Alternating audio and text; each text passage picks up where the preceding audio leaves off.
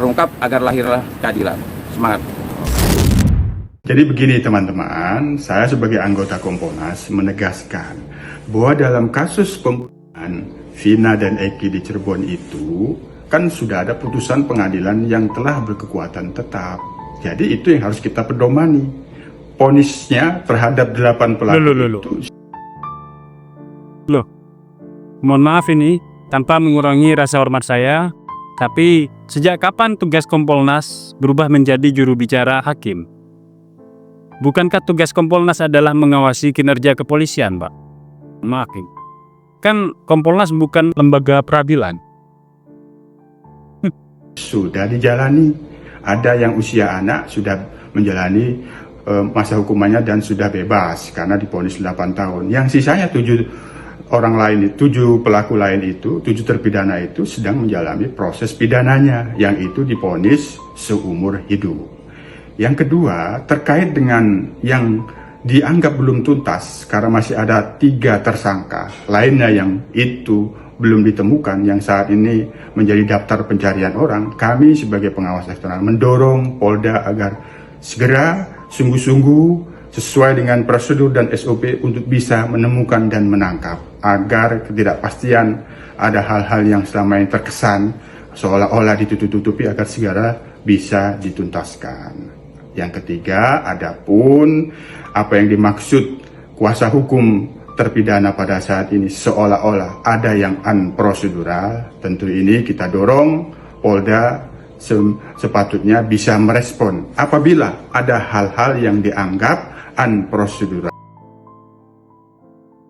Jika Kompolnas benar-benar menjalankan tugasnya sebagai pengawas independen, seharusnya yang menjadi fokus Anda itu adalah menelusuri kejanggalan dan rekayasa hukum dalam kasus Vina Cirebon ini. Bukan malah menghimbau dan meminta masyarakat untuk menghormati dan menerima keputusan hukum yang cacat ini. Bagaimana mungkin kita diminta untuk menghormati putusan yang lahir dari penyelidikan yang penuh pelanggaran SOP? Kasus Vina Cirebon pada tahun 2016 kini dipertanyakan kembali bukan tanpa alasan, melainkan karena terungkapnya fakta bahwa penyelidikan yang dilakukan oleh pihak kepolisian dengan cara-cara yang tidak profesional, seperti laporan model B yang dibuat oleh Ibtu Rudiana, seolah-olah dia menyaksikan langsung kejadian, padahal dia tidak ada di TKP dan tidak melihat langsung peristiwa Lalu, alat bukti penting seperti CCTV dan handphone korban yang tidak pernah dihadirkan dalam persidangan, yang bahkan diduga kuat memang sengaja disembunyikan. Dan metode penyelidikan yang melibatkan penyiksaan fisik yang bertentangan dengan prinsip keadilan dan hak asasi manusia. Ini pun sebenarnya sudah menjadi temuan oleh Komnas HAM. Maka dari itu, yang seharusnya Anda minta adalah pertanggungjawaban pihak kepolisian, khususnya Polda Jabar. Sehingga Anda tidak perlu kemudian untuk menjelaskan tentang keputusan hukum tetap dan lain-lain. Itu kan sudah ada ranahnya masing-masing. Jika ternyata memang dirasa Kompolnas sudah menjalankan tugasnya, namun masih tidak ada jawaban dan tindak lanjut yang nyata dari pihak kepolisian, bukankah itu membuktikan bahwa keberadaan Kompolnas tidak memiliki dampak nyata apapun? Bagaimana ini? Lalu untuk apa lembaga pengawas yang hanya sekedar memberikan himbauan kepada pihak kepolisian, lalu sesudah itu Anda diam dan tunduk pada sistem yang cacat? Bagaimana? Maka, jika tidak bisa berfungsi sebagaimana mestinya, kok menurut saya, menurut kami sebagai masyarakat, lebih baik Kompolnas itu dibubarkan saja daripada hanya menjadi pelengkap penderita atau pajangan yang tidak berguna. Mohon maaf. Halo sahabat, berjumpa lagi. Jadi singkat saja ya. Kali ini saya membahas tentang Vina Cirebon kembali. Karena saya melihat ada beberapa orang yang masih memiliki semangat gitu loh untuk membebaskan 7 terpidana, untuk mengetahui siapa pelaku aslinya, kan gitu ya. Ada beberapa orang yang masih memiliki semangat untuk membebaskan 7 terpidana. Jadi begini, saya ingin memberikan saran ya. Sebenarnya kalau bisa dibilang mudah, ya mudah gitu loh. Ya, cara untuk mengetahui siapa pelakunya atau bagaimana cara untuk membebaskan 7 terpidana. Kuncinya itu ada di AEP. Ya, di AEP kuncinya.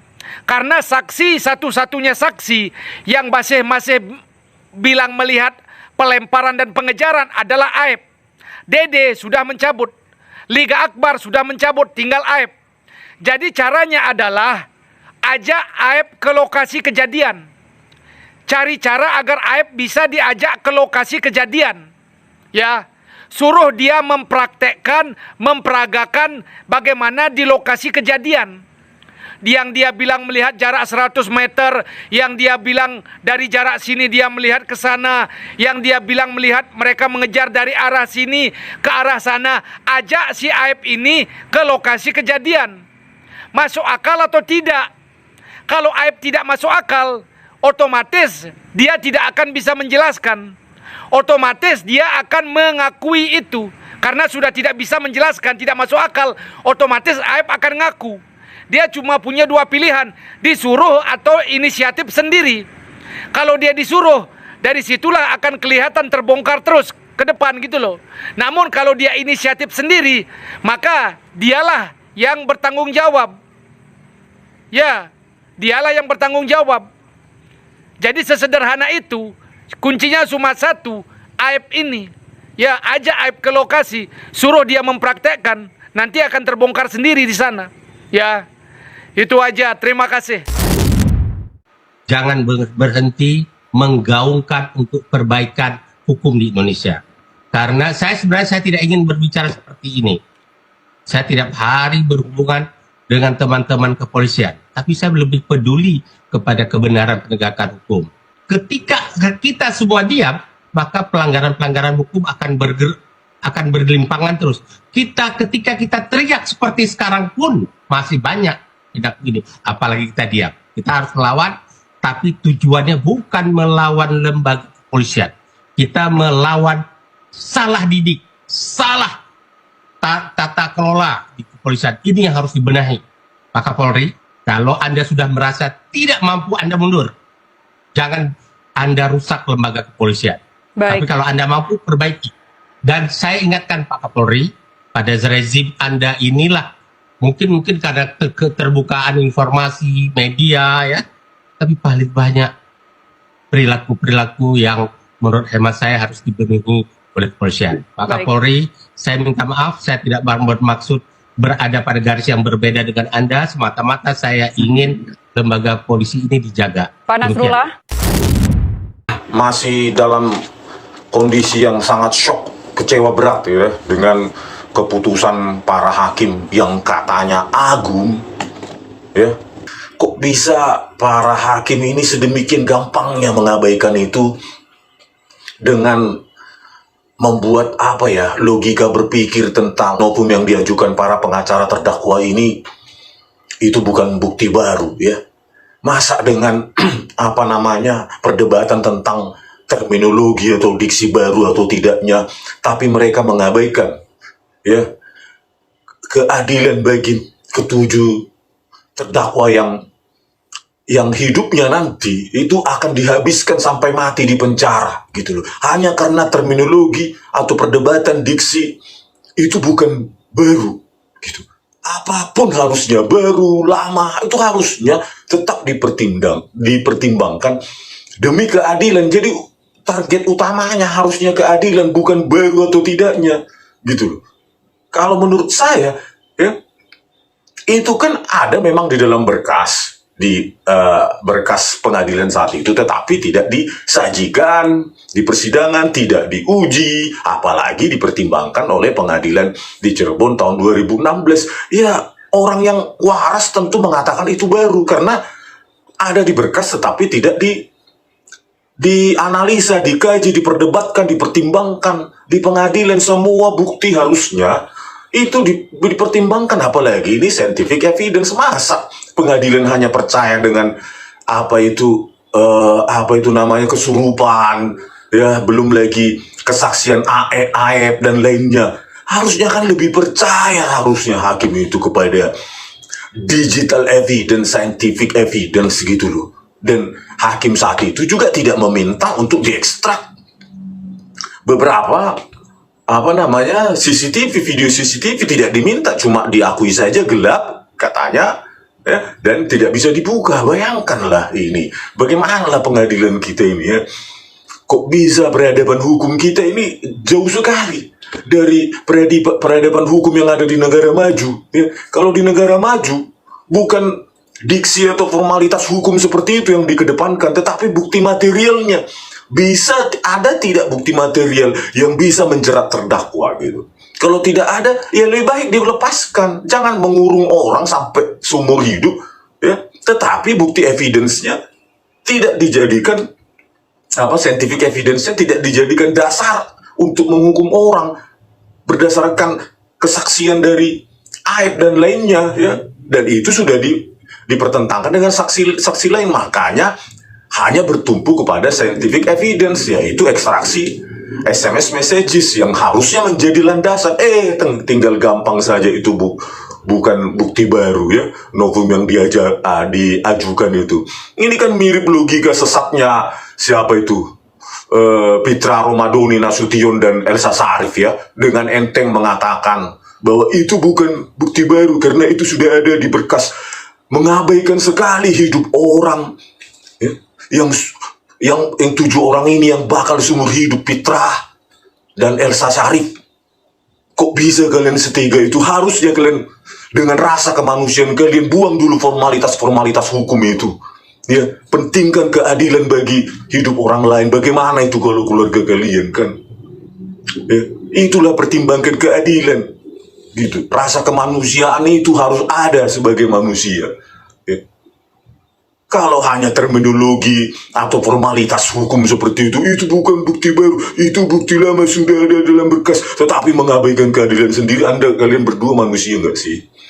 Ini tolonglah Komisi 3 DPR, ya, janganlah mengundang RDP cuma pemilik toko roti anaknya memukul karen roti. Memang itu penting, tapi bukan kelas kalian itu harusnya, level kalian itu seharusnya. Level kalian kan harus yang impact-nya itu harus nasional gitu loh. Khususnya ini loh, ini Komisi 3 DPR, Pak Habibur Rahman. Berani nggak kalian memanggil Kapolri, ya, Listio Sigit Prabowo, Jaksa Agungnya Sanitiar Burhanuddin, Ketua Komisi Yudisialnya, Ketua Mahkamah Agungnya, dan hakim-hakim ini, bagaimana mereka kalian harus tanya kan? Argumentasi apa yang kalian miliki, kok bisa novum yang diajukan itu bukan bukti baru gitu loh ya. Bagaimana ekstraksi HP itu, SMS messages itu dengan enteng diabaikan, padahal katanya kebenaran hakiki adalah kebenaran yang berbasis bukti material. Karena itu perlu kalian kalian investigasi gitu loh, bentuk tim khusus atau bagaimana, apakah hakim-hakim ini terlibat dengan mafia hukum semacam Jarod Richard gitu loh. Ini impactnya nasional, rasa keadilan di rakyat di Indonesia ini kan seperti memberi ya keputusan menolak kasasi PK dari ke-7 ke-8 terpidana ini kan seperti memberi pesan kepada rakyat jelata ya, apapun yang kalian lakukan, sehebat apapun pengacara yang kalian mintai tolong ya, sebanyak apapun ahli maupun saksi yang kalian hadirkan, kalian tetap nobody melawan kami gitu loh ya. Seeksak, sesains apapun bukti yang kalian ajukan, itu dengan enteng kami abaikan, dan tidak ada dampaknya bagi kami para hakim. Kami tetap hakim agung ya, tidak bisa didebat, keputusan kami absolut. Kan itu kan seperti memberi pesan kepada rakyat jelata bahwa kalian tidak akan pernah mendapatkan keadilan kalau melawan institusi kehakiman, kejaksaan, dan kepolisian gitu loh. Terus juga Komisi 3 DPR, kalian tanyakan lagi itu kepada Kapolri, bagaimana tindak lanjut dari tim sus yang yang berisi Irwasum katanya, atau Propam lah, apa hasilnya sekarang gitu loh. Jangan cuma yang sepele-sepele si ini memukul si itu kan tinggal satu telepon aja kalian harusnya, Pak Habibur Rahman. Satu telepon aja ke Kapolresnya itu, selesaikan ini, udah. Nggak perlu RDP kayak gitu, masalah receh-receh. Ya, seolah-olah pahlawan kesiangan. Kalau ingin menjadi pahlawan, coba ini, undang itu semua yang saya bilang tadi, terus bentuk tim sus. Kok bisa ini yang diabaikan sama sekali?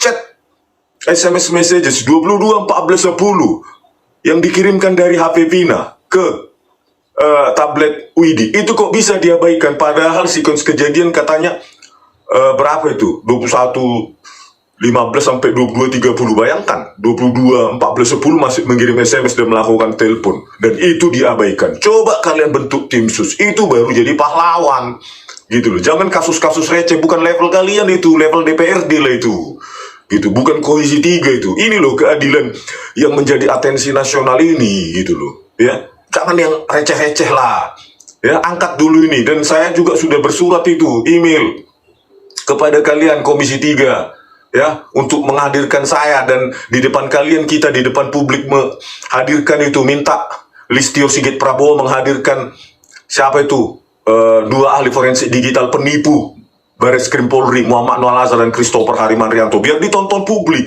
Banyak ahli IT di kalangan publik itu yang bisa menilai gitu loh, betapa rusaknya ya kepolisian itu bisa menggunakan software gratis, freeware dan e-redshop untuk mengotak-atik video digital video hasil ekstraksi dari DVR di Cafe Olivier, kasus Jessica Wongso. Berani nggak kalian memanggil saya dan kepolisian beradu di depan kalian gitu loh? Berani nggak? Atau cuma level keberanian kalian cuma isu-isu receh gitu loh ya, isu-isu yang tidak menyentuh pejabat-pejabat tinggi kepolisian? Apa cuma itu level kalian? Kalau cuma itu level kalian, berarti kalian masih level DPRD tingkat 2 ya. Level-level apa lah kalian? Masih level gadung-gadung, abal-abal gitu loh. Ini sudah menjadi atensi nasional. Kalian mengurusi tukang roti lah, mukul ini, ya memang penting, tapi level kalian itu level nasional